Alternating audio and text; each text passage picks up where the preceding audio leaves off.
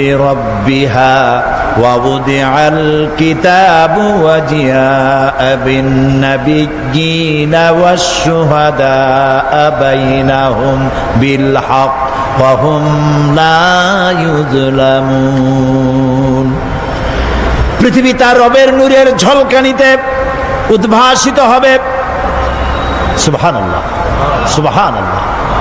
আল্লাহর নূরের ঝলকানিতে গোটা পৃথিবী উদ্ভাসিত হয়ে যাবে। আমলনামা তুলে ধরা হবে, পয়গম্বর এবং সাক্ষীগণকে হাজির করা হবে এবং সকলের প্রতি সুবিচার করা হবে, তাদের কারো প্রতি জুলুম করা হবে না। আল্লাহ গ্যারান্টি দিচ্ছেন কারো প্রতি জুলুম করা হবে না। সুতরাং হে মানুষেরা, ইয়া আইয়ুহাল ইনসানু ইন্নাকা কাদিহুন ইলা রাব্বিকা কাদহান ফামুলাকি। হে মানুষ, তোমার পালনকর্তা পর্যন্ত পৌঁছতে তোমাকে অনেক কষ্ট করতে হবে, এরপর তুমি তার সাক্ষাৎ পাবে। কিয়ামতে তোমার সাক্ষাৎ হবে। কাজেই তোমার নিজের আমলকে সুন্দর করে আমলকে তৈরি করে নাও।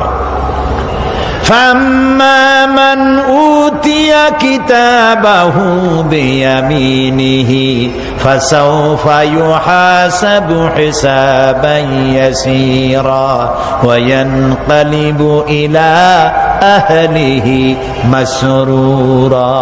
সুবহানাল্লাহ, সুবহানাল্লাহ। যার ডান হাতে আমলনামা দেওয়া হবে, কিয়ামতের দিন আমলনামাগুলি উড়িয়ে দেওয়া হবে। ইমানদারের সামনে থেকে কোন হাতে, আর বেঈমানের পিছন থেকে বাম হাতে।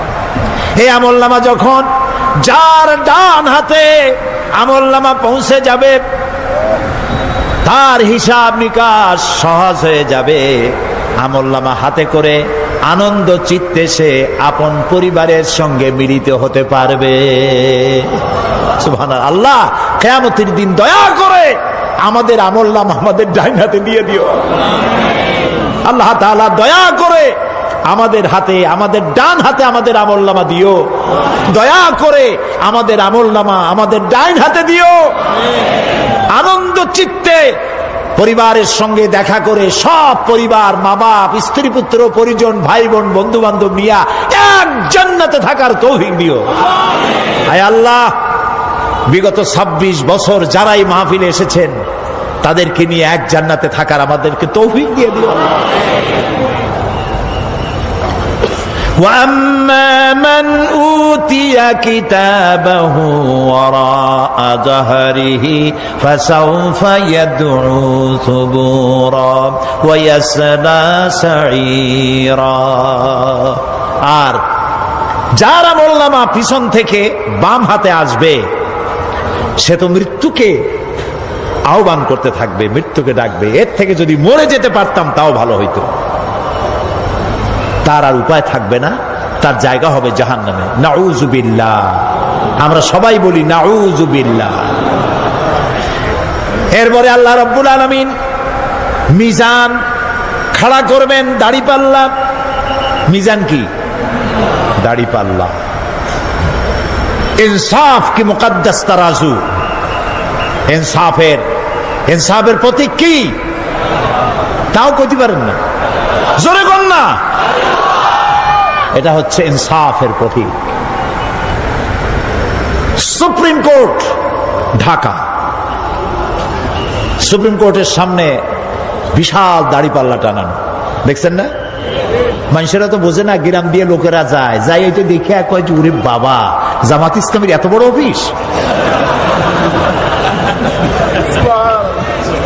দাড়িপাল্লা তো জামাত ইসলামের না, এটা ইনসাফের প্রতীক। তারা ক্ষমতায় গেলে ইনসাফ করবে, এটা বুঝাবার জন্য এই প্রতীককে গ্রহণ করেছে। আল্লাহ যেন ইনসাফ করার তৌফিক দিয়ে দেয়। বলেন আমিন, জোরে বলেন আমিন। কিয়ামতের দিন এই দাড়িপাল্লা মিজান আল্লাহ তাআলা প্রতিষ্ঠিত করবেন এবং এই মিজানে যার পুণ্য পাল্লা ভারী হবে সে কৃতকার্য, আর যার পাল্লা হালকা হবে আহা সব শেষ। আল্লাহ ডাকে যে আমার গলার কাছে এরকম একটা সিম কার্ড আছে, একটা সিম আছে মোবাইলের মতো, এটা মনে করেন মোবাইলের একটা সিম গলায় ঝুলানো আছে, এটা সব উঠতেছে, যা বলেন তাই ওঠে, যা করেন তাই ওখানে লেখা হয়। সুবহানাল্লাহ। এই বিশ্বাস যদি আমার হয়, আমি ভালো মানুষ হয়ে যেতে পারবো। সুবহানাল্লাহ বলে আমি খারাপ কাজ করতেই পারবো না। এই জন্য আল্লাহ পরকালের এই কথাগুলি কোরআনে কারীমের মধ্যে এত বেশি করে বলেছেন। মানুষের চরিত্রবান হওয়ার জন্য আল্লাহর ভয়, পরকালে বিশ্বাস, এর থেকে বড় ওষুধ পৃথিবীতে আর নাই। সব লেখা হচ্ছে, মানুষ বিশ্বাস করে না, এ হলো মূল কথা। যতক্ষণ মাহফিলে থাকে কেমন লাগে? এই যে বসে আছেন ঘন্টার পর ঘন্টা, কেমন লাগে? কোন বেহেশতের মতো। বাড়ির কথা মনে আছে এখন? বউর কথা মনে ওঠে? ছেলে মেয়ের কথা মনে ওঠে? সুবহানাল্লাহ কইতে ইচ্ছা করে না? মাজালিসুল ইলম হিয়া রাউদাতুম মিন রিয়াদিল জান্নাহ। এখানে ইলম আলোচনা করা হচ্ছে, কোরআন আলোচনা করা হচ্ছে। এটা তো রজব আলী প্যারেড ময়দান নয়, এটা জান্নাতের টুকরা হয়ে গিয়েছে। বেহেশতের বাগানে বসে আছেন। বেহেশতে মানুষেরা দুনিয়ার কথা চিন্তা করবে না। দুনিয়া কি? এটা পায়খানা।